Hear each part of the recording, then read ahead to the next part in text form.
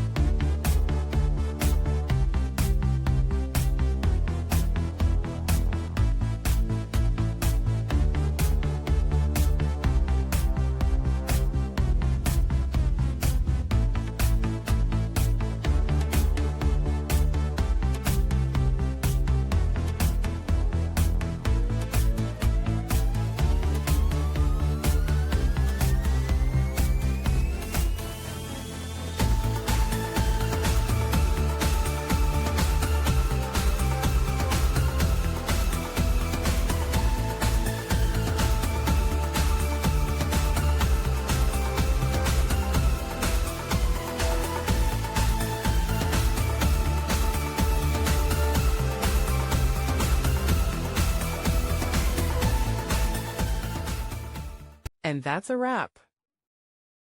I hope you found the answer you were looking for. If you did, take a second to hit that subscribe button. It really helps out. And let me know in the comments which solution worked best for you. See you next time in the debug zone.